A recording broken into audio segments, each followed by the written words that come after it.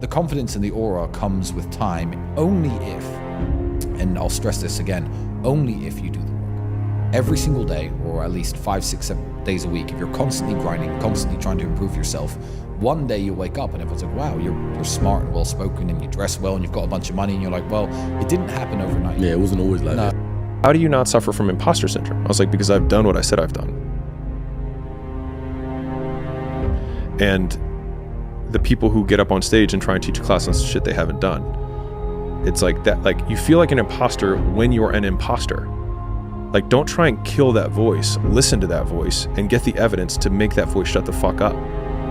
Like, if I get on stage and I say I can bench 315, is there like, do I feel like an imposter when I say that? No, I stay fact. You need to do something that is worthy of being prideful about, right? What would have had to have happened in a week for you to look back on that week with pride? Okay, maybe stop breaking promises to yourself. When you say, I'm going to wake up tomorrow at 7 a.m. and when the option comes to hit the snooze button, don't do it. There's one win that you've got for the day. That's action, right? And it is just, it's tried to say the Peterson clean your room thing, but the reason that that works is that you start with the smallest ever step and you expand out from there.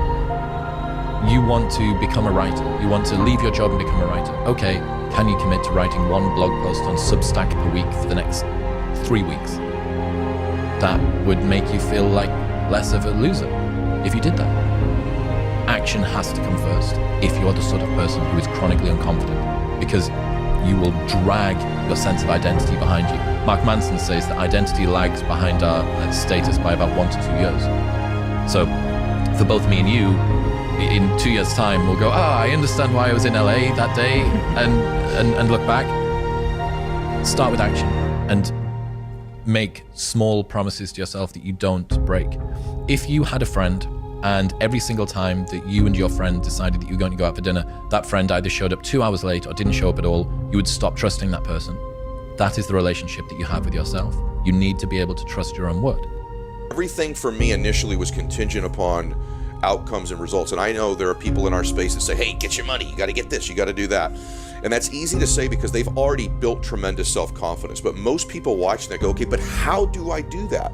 And so I had to start to take some solace, some confidence in the fact that I was behaving in a way requisite to eventually produce success, right? And so I started to give myself credit. I started to work on my identity. I started to read the right books, listen to the right things. And for me, it starts with my body. Like, I couldn't control what other people would say to me, but I could control that I got up and worked out. Okay, well, if you have some faults and you feel insecure and inferior because of that, well, you should.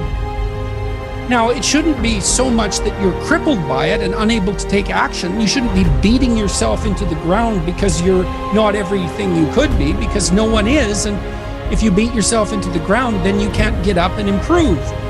If you had pessimism on the left and optimism on the right, the way the human brain works is if you roll it down the middle, it's going to curve off towards the pessimism side. So we have that. So this tendency to predict things as a negative outcome is going to happen.